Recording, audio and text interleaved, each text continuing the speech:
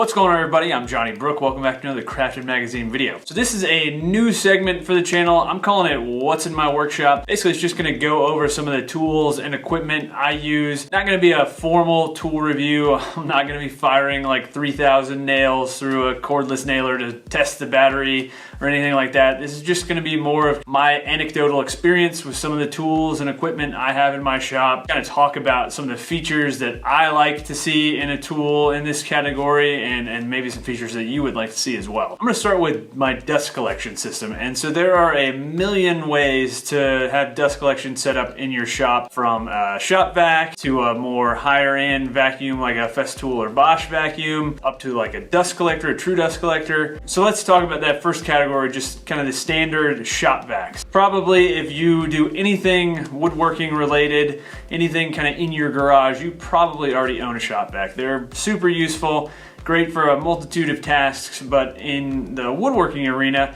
they can be used for pretty basic dust collection. The big difference between a true dust collector, like this guy here, and a shop vac is gonna be the volume of air they're gonna pull in. So as you can see, the motor on a true dust collector is much, much larger and generally much more powerful. And it's just gonna pull a much higher volume of air.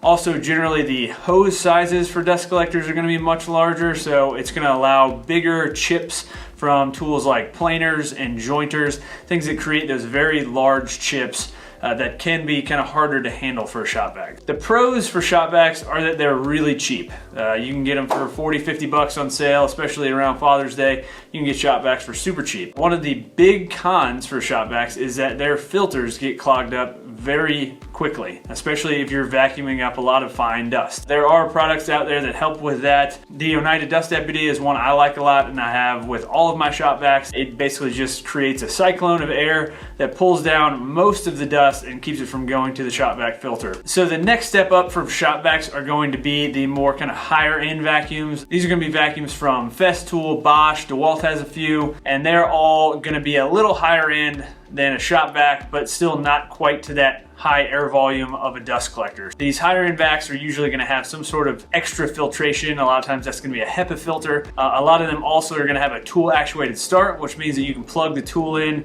directly to the vacuum, and the vacuum will automatically turn on when you start the tool and turn off a few seconds after stopping the tool, which is a really nice feature, especially for anybody working on a job site. Being able to collect dust from things like sanders, miter saws, routers, things like that just create a huge mess. Those vacuums really excel at. The one big con of that type of vacuum is it is much more expensive than your standard shop vac. We're talking, where a normal shop vac is probably anywhere from 60 to maybe 150 bucks. These higher end vacuums start around $300 or $400 and go up from there. So you're looking at a much larger investment, but a lot of times they're designed to work with the tools from the same brand families, and they work really well together. And so then the main category for dust collection is obviously going to be the dust collectors themselves. The dust collector I use is the Oneida molded mini gorilla. It's kind of a unique dust collector in that it's designed to be mobile and move from tool to tool instead of being stationary in your shop. The reason I went with this dust collector, one, it runs on regular 110, 120 volt circuit, and at the time I didn't have 230 volt service in my shop. Also, the fact that my shop is very spread out makes it kind of hard for me to run pipe to all of my different tools.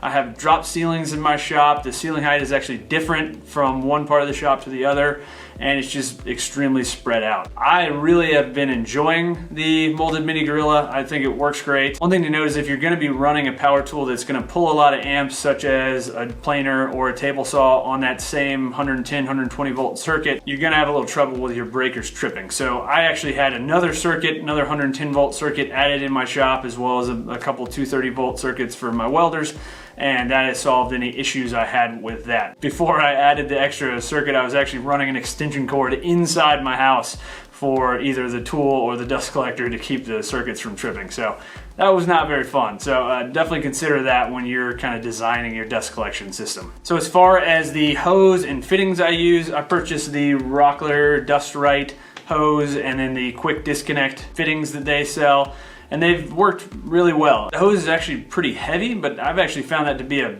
benefit because it keeps the hose on the ground instead of you having to kind of high step over the hose. And it's also very expandable. My table saw is about 15 feet from the dust collector. And so I can just run the hose over to it when I'm using the table saw and then bring it back and just kind of lay it on the ground when it's not in use. So that's worked out really well. The system works great. It's very easy to kind of plug and play. I've got the fittings on all of my major power tools, and it just makes it really, really simple and is perfect for this kind of dust collector where you're going from tool to tool. So I think that's gonna probably do it, guys. Hopefully you enjoyed this video. Hopefully it was a little bit informative. I know when I was first looking at dust collection, it seemed incredibly overwhelming. There were a ton of options. Clearly I didn't cover everything in this video, but hopefully that's a good start for you at least. So let me know if you enjoyed this segment. I obviously have a bunch of tools in my shop that I am happy to talk about if anybody has questions. So let me know if you've seen any specific tools in any of my videos that you want to hear more about. So if you don't already, please go ahead and subscribe to our YouTube channel. We've got new project videos every Tuesday and new weekly maker roundups every Thursday. Also, if you liked this video, please give it a thumbs up and leave a comment. That is very helpful for us. And last, if you want some kind of behind the scenes info and want to help support us, check us out on Patreon. It's patreon.com/craftedmagazine. You get behind the scenes photos, some special giveaways, and it just really helps us out. Thanks again, guys. Hopefully you enjoyed this video, and until next time, happy building.